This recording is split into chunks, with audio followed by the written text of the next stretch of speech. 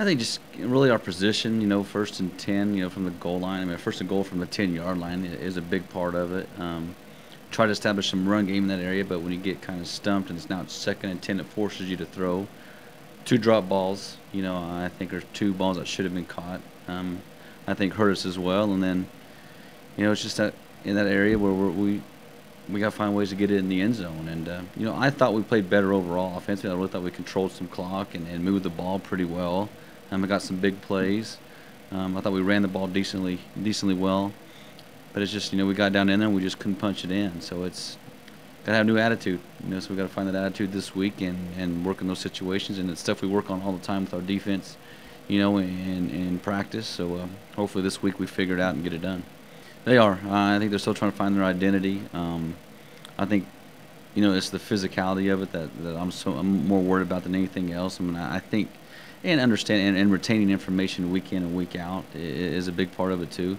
We do have a lot of new guys in new positions, especially when we look across the offensive line. We lost some guys early in the season. Running back, we got Tigner, was kind of a fill-in player last year. Now he's the guy and filling that role. We don't have Bama, of course, and he was kind of a go-to guy last year. Whenever we needed a first down, he's kind of a security blanket of, you throw it to him and we get the first down. But, we still got guys that can make those plays. And I think guys are just still trying to find their role on this team and where they fit in. But I feel like we got tons of playmakers out there on the field. And I'm really talking more about the offense. I think defensively they've really found their identity of how they're playing physical and relentless and getting turnovers and, doing the things you need to do to keep points off the board. And, really I'm just talking about the offense and guys stepping up and doing their job and doing it to the best of their ability. And I mean, I know there's more in than what they're giving us. I know guys can make better plays than what we've seen so far. So they just got to let it loose and maybe just quit thinking about it so much and just start playing. I did. I thought there were some good things, in that game that, that we came away from them. They had I felt like this was a very good defensive line we faced. And their two outside guys were probably the two biggest outside guys I've ever seen in my entire life. Number 11 was a big, physical, strong kid and athletic. Their inside linebackers were kind of the same way, and they were very good on the back end. But I think offensively, we were able to establish some run game. And we had a 100-yard rusher in Charles, and I think Hickman came in and got like maybe 30, 40 yards as well. So we did establish a run game. A guy like me, I want 200 yards a game at least rushing. So hopefully, as these weeks go on, they get better at it. And then again, it comes down to mentality and wanting to defeat the guy across from you every single play and being physical every single play. And that's all mentality. You either got it or you don't. And we're trying to instill it in a few of these guys, and they just need to figure it out and just do it. And I told a couple of them in the locker room, I said, if you'll just do it once or twice, you might like it, and it'll become fun. And so it got better in the second half. They still need to learn how to turn it up just a little bit more. I do, especially with the new guys coming in. Malik Young, I mean, he got here week after practice even started. So he was still trying to learn our system. Ian Nordell's really stepped in and done a great job, filling in those spots. But Swopes is coming around. He still needs to start figuring out to do his job, every single time instead of freelancing every once in a while. Sheldon Schmidt's playing well. Wyatt Parker's Wyatt Parker. He's strong, physical, and gets after you. Seamus fills in and does a great job. Javara Sanders does a good job as well. But our D-line has really been doing a good job of stopping the run, keeping guys off our linebackers, letting them make plays, and getting pressure on the quarterback in passing situations. You get your D-line doing that, it makes everything easy on the back end. And as long as they keep doing their job and doing what they're supposed to, our defense will keep doing the things that they're doing right now. We'll see. It just kind of depends on how Jake's doing as well. Jake's continues to get in a series and just rolls. I mean, but we just feel like we have to get Chance ready. We have to give him some game reps, or next season when Jake's not here, you're just throwing him into the fire and he's not ready, he's not prepared, he doesn't get that game speed. So I think it's something we still got to continue to do, just to make sure that he's ready for next year. And if something does happen to Jake this year, that he's prepared as well. And there's nothing worse than having a quarterback that's never played a snap, and then going into the next season wondering, okay, who is this kid when the lights are on? And at least we have an idea now of who he is and what he can do. And I think he's improved each week. Hasn't got, like you said, hasn't driven the ball down the field and scored, but he's had some opportunities and had some guys drop some balls that they should have dropped. And they don't drop him. Who knows where he's at right now? He might have 3 touchdowns right now if we don't have guys drop 3 balls. So just got to keep working him and keep having that confidence in him, because we know he can get the job done. I know you look at it and you think, I mean, I'm just sitting there going, man, we're not very good, but I never think we're very good, and I have like high expectations for these young men, and I demand a lot out of them, and I want them to be great at everything that they do, and I expect perfection, and I know football, you're not going to be perfect, you're going to make some mistakes, and people are going to make plays on you, but do it to the best of your ability, and give me everything you got, and give your teammates everything you got. So. And I think our kids play hard. I mean, I really do think our kids play hard, and I think they're starting to figure out, how to play harder, how to play more physical, being more confident in their abilities, and understanding, we might not have the go-to guys like we had last year, but I think we do. I mean, I think Harley Hazard could be a go-to guy. I think Lane Beaverly can be a go-to guy. I think, Charles Tinder can take right over where Raheem was last year. I mean, I think those guys can do that. It's just them having that confidence and doing the job. And, I mean, we have those guys. They just need to believe in it themselves like I believe in them and go get the job done and go make those plays that we need. And I think once that happens and that clicks, I think our offense will be on fire. No, they're good, especially with Braxton Marstall back there at quarterback. I mean, the kid – he's a 3-year, maybe even a 4-year starter. I mean, the kid's just a phenomenal athlete, runs very well, makes quick decisions, gets out and extends plays, and he's very, very dangerous. Running game's kind of the same way. They got the gun run stuff for him, a lot of RPOs, as well, and he makes that offense dangerous. And he's got some very good wide receivers. The O-line protects him. They don't have to protect him very long because he gets the ball out so quick and makes such quick decisions that he doesn't get hit a lot. So. It's going to be a tough chore for our defenses, this week coming up. And, defensively, a little different look than we've had in the past. Last year was, a lot of 4-man front stuff. Now they kind of turned into a 3-man front, and all of a sudden they'll be in a 4-man front by walking the guy in and some man coverage, some quarters, some, 3-roll. I mean, just a lot of different things that they do, defensively that can give a quarterback fits, especially in the passing game. And in our old line, just blocking-wise with the schemes and who the Mike is and where's he at now, where's he in this formation, where's he in this defense. I mean, it gets kind of difficult. So, we're going to put a lot of time in this week to try to simplify it for our kids and get them ready for this game. Not really. The only thing that stinks about this year is, like Emporia, I mean, there's nowhere really to accommodate us at Emporia to, for meals and hotels and all those things, because I like to do everything at the hotel. So we have to stay in Topeka, so we have to get up an hour earlier, for a pregame meal and chapel and all those things, and then, have another bus trip of an hour to Emporia from Topeka. So that's about the only difference. Bed check will be a little bit earlier, lights out will be a little bit earlier, and, just making sure they're in their rooms and getting their sleep. But, not much will change. We'll still go on the road. We'll still stop and eat like we always do as a team and have meetings, Friday night on offense and defense just to make sure they're prepared for the game on Saturday. But not much change, just cool thing is it's a 2 o'clock game, not a night game. So might get home a little bit earlier and be able to relax and kick back and watch some football myself. We got our first practice today, so I'm gonna make sure before practice starts. We've already had one of those this year already, and that was with Mo West. We looked past them a little bit onto the next one, and that's something you can't do. So we're gonna make sure that doesn't happen this week. We're gonna make sure they practice great. We're gonna make sure that they're focused and locked in because we don't need another slip up. When we talked about, our destiny's in our own hands. Mo West or Northwest and Pitt play this week. And who knows what happens there. If Northwest beats Pitt and we win, now there's 3 teams at 5-1. We take care of business in the next few weeks and we beat both those teams. We're conference champs again. So there's a lot at stake still to play for. So we can't have a slip up, and we still got things to improve on and things to get better at. So. Hopefully they're locked in, and we got to find a way to keep them locked in. I mean, our defense has always been strong, and I feel like we get better every game just watching film and just coming out and practicing hard like it's a game every day. So our defense is pretty solid. I feel like we have one of the top defenses in the conference, if not top one. But I know they have Pitt probably above us, but pretty sure we're going to prove everybody wrong with that one.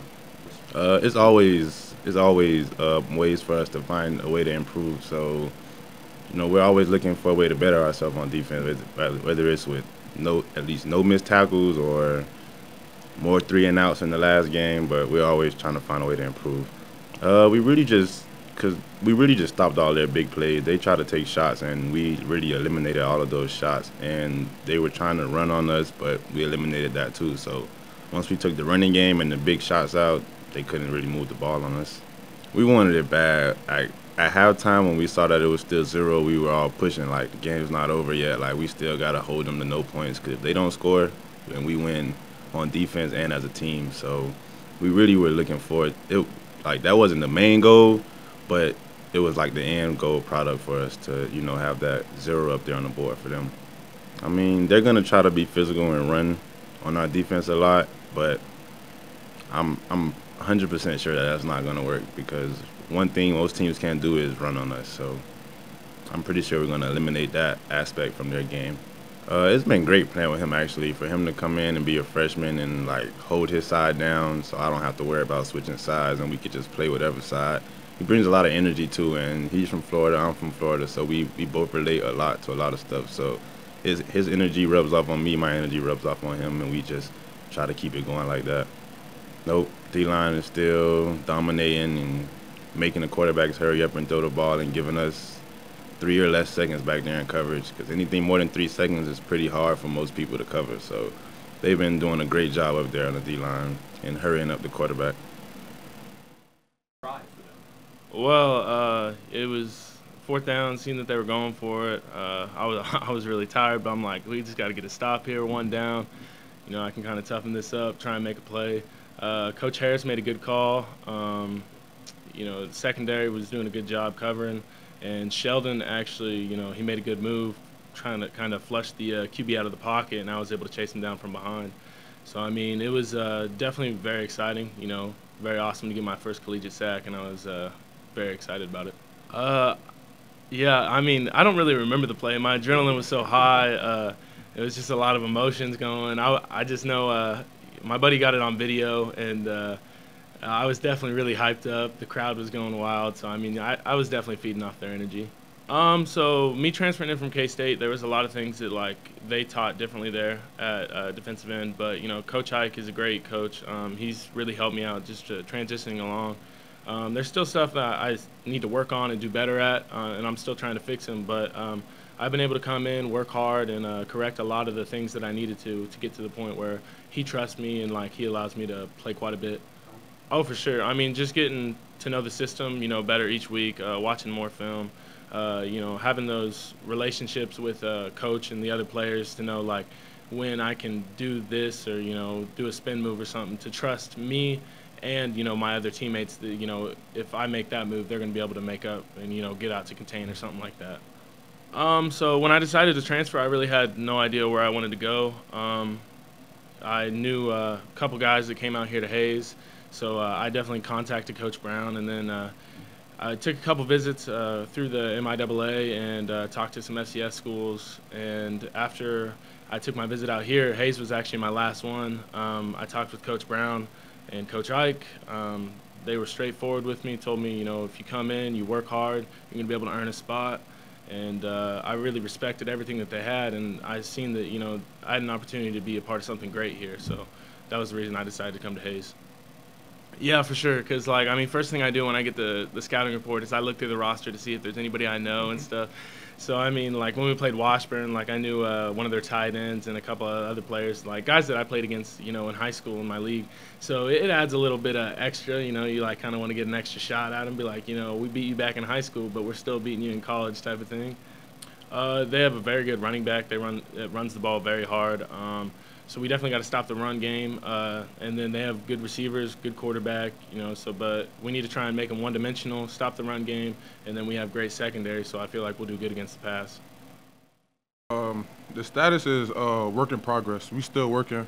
Everything that we doing right now is the little things. Like I said, preseason, it's confidence builders. Like just because you do something good one play doesn't mean you're gonna do it again the next play.